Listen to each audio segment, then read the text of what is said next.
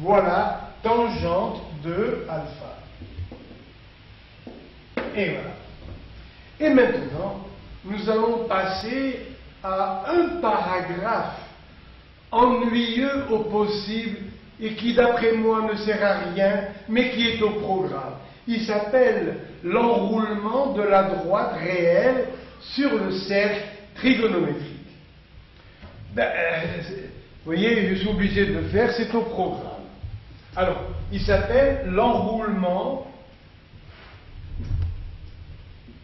de la droite réelle sur le cercle trigonométrique. Voilà, sur ce. Bien. Tout à l'heure, je vous ai dit, voici l'axe des tangentes. Le voilà. Allez. Et je le gradue. Où est l'unité? Obligatoirement, ça doit être l'unité déjà choisie ici, c'est-à-dire la longueur du rayon. Donc, cette longueur du rayon, je la projette et ça me donne ici plus 1. Cette longueur, vous voyez, c'est plus 1. Plus parce que c'est en haut. Plus 2. Après, moins 1. Moins 2. Hein, je ne peux pas faire plus. Bien. Donc, sur un trait rectiligne droit, je dirais, ça me fait un rayon. Donc, choisi comme unité de longueur, ça me fait 1. Le voilà, ce 1. Et maintenant, je veux, à partir de A, vous placer un radian. Bon, je l'ai dit, je crois, 36 fois, un radian, c'est un arc de longueur égal à un rayon. Donc, vous voyez, voilà un rayon. Avec une ficelle, à partir de A, je fais tourner une longueur égale à un rayon. Voilà. Et je vais arriver à peu près à 57 degrés. Donc, suivez, s'il vous plaît, mon geste. Regardez, l'arc que je dessine maintenant en bleu vaut 1 radian. Et cette longueur est égale à 1. Alors, il y a, depuis ces derniers temps, depuis quelques années, un inspecteur de mathématiques qui a dit, eh bien, on va ajouter un paragraphe de Trigo. Lequel? Il dit, maintenant, imaginons que tout cet axe soit une ficelle. Et cette ficelle, on va la faire tourner. On va enrouler avec ce cercle. D'accord? Le point A étant fixe. Et là, imaginez que ce soit une ficelle. Donc, cette longueur 1 et ce point, je vais l'appeler B. Dans l'enroulement, où va-t-il arriver, ce point B?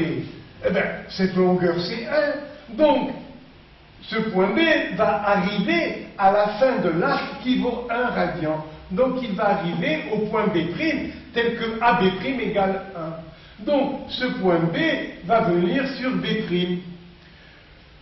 Supposons, s'il vous plaît, pardonnez-moi parce que c'est très haut, supposons que là, nous ayons plus 2 pour le point C. Et dans l'enroulement de cette droite réelle, mais transformée en ficelle, voyez, ce point C d'abscisse 2 sur cet axe, voyez, sur ce fil, où va-t-il arriver? Puisque AC vaut 2 unités, le point C, quand il va tourner, eh bien, il va arriver sur un point C'. Donc, cette longueur AC, où va-t-elle s'appliquer? Eh bien, elle va s'appliquer sur l'arc AC' qui vaut 2. Donc, là j'ai 1, là j'ai 2, et par la pensée, le point E d'abscisse 3, quand on va faire l'enroulement de ce cercle avec la ficelle, eh bien il va arriver au point du cercle d'abscisse 3 radian. Le point d'abscisse 4, qui est très haut là-bas, mais c'est pas grave, ça veut dire que son ordonnée vaut 4 sur cet axe.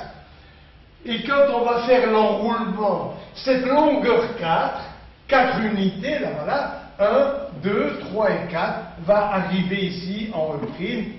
Et celui qui a le point F, qui aura comme abscisse plus 5, eh bien, ces 5 dans la ficelle vont venir s'enrouler et arriver en ce point, vous voyez, tel que cet arc soit égal à 5. Ce sera par exemple F'.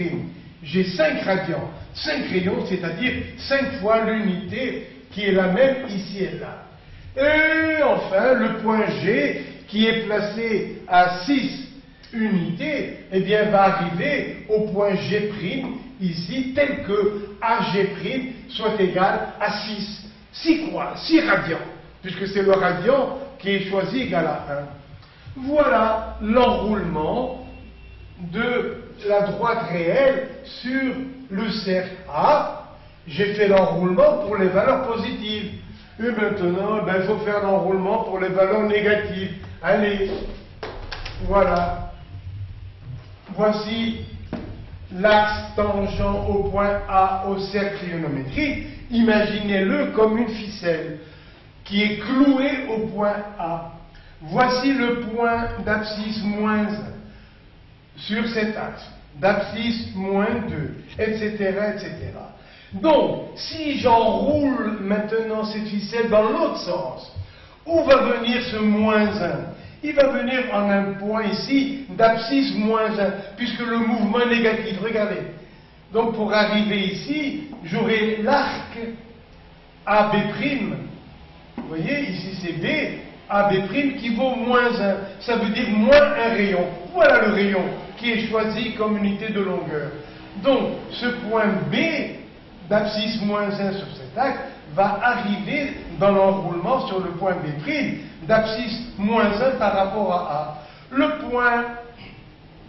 Ce point, on va l'appeler C, vous voyez, d'abscisse moins 2, où va-t-il arriver dans l'enroulement? Eh bien, il va venir à peu près ici en C', et cette ficelle, elle va être entourée ici, donc elle va s'arrêter là. Et cette longueur de ficelle, c'est moins 2 unités, moins 1, moins 2. Donc C va venir en C', d'abscisse curviligne, moins 2, etc., etc. J'aurai ici moins 3, moins 4, moins 5, moins 6, virgule 28. À chaque fois, le tour du cercle complet fait 6,28. Voilà ce paragraphe, je me demande vraiment à quoi il sert. Et il faut voir le désarroi des élèves quand ils font cette leçon. Donc, voilà, je l'oublie, je vous ai traité, j'ai ma conscience tranquille, et maintenant, on continue la leçon. J'aimerais bien avoir quelques minutes pour effacer le tableau et continuer le programme. Pardon. Alors, j'aborde un nouveau chapitre de trigonométrie qui s'appelle les arcs associés. Je vais expliquer bien sûr. Voici un arc AN de mesure alpha, ou bien l'angle au centre, lui aussi, a pour mesure alpha, soit en degrés, soit en radians. Faisons apparaître cosinus et sinus. Voilà. Donc, OC, c'est cosinus alpha, et OS égale sinus alpha. Et maintenant, à l'arc alpha, je vais associer son opposé, c'est-à-dire bêta, l'arc bêta égale moins alpha. Je voudrais trouver cosinus de moins alpha, sinus de moins alpha et tangente de moins alpha en fonction de cosinus alpha, sinus alpha et tangente alpha. Là voilà la tangente. Tangente alpha. Donc,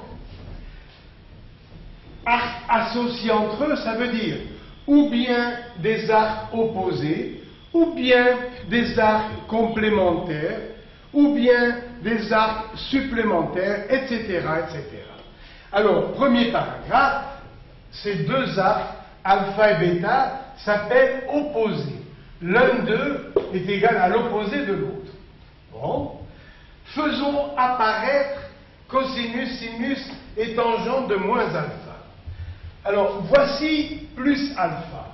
Où est l'extrémité M' de moins alpha? Je ne prends que la valeur principale. Alors, moins alpha est ici. Mais alors, regardez, là j'ai bêta, là j'ai alpha, ici moins alpha. Donc, les deux extrémités, M et M', sont symétriques par rapport à l'axe des cosinus. Donc, si je cherche cosinus de l'arc à M', eh bien, la projection C' va être confondue avec C. Et voici la projection sur l'axe des sinus, S'.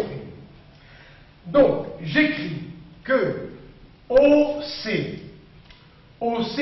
c'est cosinus alpha, c'est vrai, mais c'est aussi le cosinus de moins alpha, parce que ces deux points sont symétriques par rapport à l'axe des cosinus. Où est sinus de moins alpha? Le voilà. Et en raison de la symétrie dont j'ai parlé, de symétrie, en longueur, OS est égal à OS', mais pas en signe, parce que en haut, vous voyez, au-dessus, le sinus est positif, en dessous, il est négatif. Donc, je résume ici. Où est cosinus de l'arc moins alpha? C'est son abscisse. Ouais, c'est la même que cosinus alpha. Donc, cosinus moins alpha, c'est la même chose que cosinus alpha. Et sinus de moins alpha, le voilà, à peu près moins 0,9, plus 0,9, le voilà. Donc, c'est l'opposé de ce nombre, c'est-à-dire moins sinus alpha. Où est tangente de moins alpha? Eh bien, je prolonge jusqu'à l'intersection avec l'axe des tangentes. Voilà la tangente de moins alpha. En raison de la symétrie, c'est l'opposé de tangente alpha. Donc tangente moins alpha égale moins tangente de alpha. D'ailleurs, dans les anciens livres où on avait la table de trigonométrie, il n'y avait pas écrit les valeurs trigonométriques de moins alpha. C'était aux élèves de savoir trouver les signes. Alors, cosinus moins alpha égale cosinus alpha. Sinus moins alpha égale moins sinus alpha. Et tangente moins alpha égale moins tangente alpha. Au lieu de cosinus, si vous pensez à la fonction cosinus, vous avez f de moins alpha égale f de alpha. Donc, la fonction f égale cosinus, c'est une fonction qui est paire, parce que f de moins alpha est égal à f de alpha. Mais, si vous mettez f à la place de sinus, regardez, ça fait f de moins alpha, au lieu de dire sin, vous dites f. F de moins alpha égale moins f de alpha. Ça veut dire que la fonction sinus est une fonction impaire. Après, tangente, mettez f ici. F de moins alpha égale moins f de alpha. Donc la fonction tangente, elle aussi, est une fonction impaire. Voilà. Donc, c'est le premier paragraphe. Une dernière fois avant de passer au suivant, cos moins alpha égale cosinus alpha. Sin moins alpha égale moins sinus alpha. Tangente de moins alpha égale moins tangente alpha. Maintenant, si on écrit ces égalités simplement dans l'autre sens, regardez, j'ai cosinus de alpha égale cosinus de moins alpha. D'accord? Mais maintenant, regardez bien, moins sinus alpha égale sinus de moins alpha.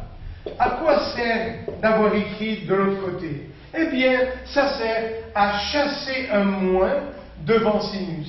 Parce que dans certaines équations, par exemple celle-là, cosinus x plus sinus x égale 0.